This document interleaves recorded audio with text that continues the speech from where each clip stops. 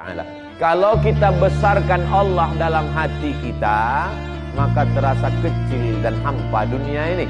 Tapi kalau kita besarkan dunia ini, maka kalau dia sudah menguasai hati kita, ketika dia hilang, maka hilanglah kita.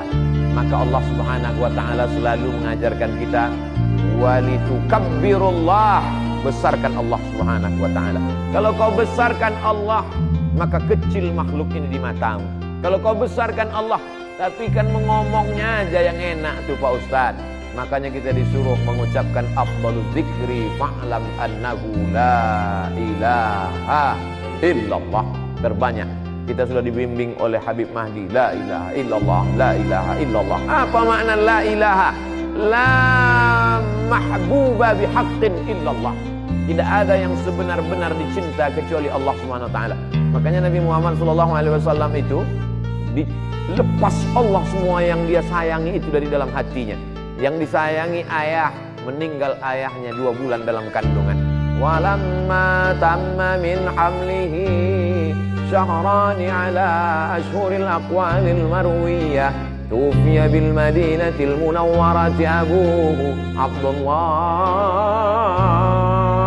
Lepas ayahnya, ibu tinggal, maka dicabut Allah juga sayang ibu itu dalam hatinya. Meninggal Aminah. Siapa lagi? Paman Datuk Abdul Muttalib. Abdul Muttalib itu juga dilepaskan. Siapa lagi? Abu Talib. Di saat dia ditekan, orang segan mengganggu dia karena Abu Talib. Abu Talib itu juga dilepaskan Allah dari dirinya. Begitu juga dengan Sayyidatuna Ummul Mukminin Khadijah. Khadijah pun lepas juga. Anak perempuan Zainab, Ummu Kulsum, Ruqayyah, Fatimah, 3 anaknya itu juga ditarik Allah Subhanahu wa Ta'ala. Anak laki-lakinya Al-Qasim, Abdullah, Ibrahim juga, sampai akhirnya tak ada tempat dia bergantung kecuali hanya Allah Subhanahu wa Ta'ala. Maka idza dhaqat 'alaika dunya, kalau sempit terasa dunia, satu-satunya yang bisa kita hembuskan nafas panjang, tarik nafas panjang dan katakan Allah. Tak ada lain daripada itu. Idza dhaqat 'alaika dunya, kalau terasa sempit dunia ini, tak ada yang bisa melapangkannya kecuali Allah, dengan cara mendekatkan diri kepada Allah Subhanahu wa Ta'ala. Orang selevel Umar bin Khattab pun begitu dapat berita bahwa Nabi meninggal, apa yang dia lakukan? Dia cabut pedangnya. Siapa yang mengatakan Muhammad meninggal, ku pancung kepalanya, kata Umar bin Khattab. Lalu kemudian datang Sayyidina Abu Bakar Siddiq. Wa ma Muhammadun illa rasul. Muhammad SAW bukan Tuhan, dia hanya seorang rasul. Qad khalat min qablihi rusul.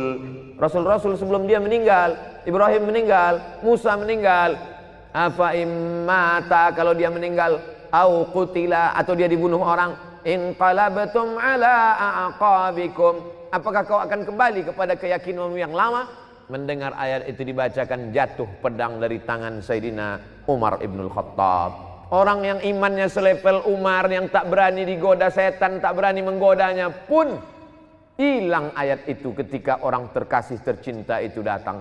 Dicabut Allah Subhanahu wa Ta'ala. Saya pun mampu menyampaikan ini. Ustadz enak aja ceramah, kan bukan Ustadz yang mengalami. Betul, karena bukan saya mengalami, inilah maka saya bisa tausiah. Waktu mak saya meninggal, terdiam saya. Hilang semua ayat-ayat itu, hilang semua hadis-hadis itu. Datanglah sahabat-sahabat menasihati, sabar ya, ditepuk mereka bahu saya, sabar. Ternyata perlahan-lahan macam kopi yang diaduk, lama-lama dia bertenang, tapi namun hilang tetap tidak. Satu-satunya keyakinan saya bahwa sakitnya kehilangan orang tersayang itu hanya akan hilang dengan kita mati. Mati kita, barulah dia akan hilang.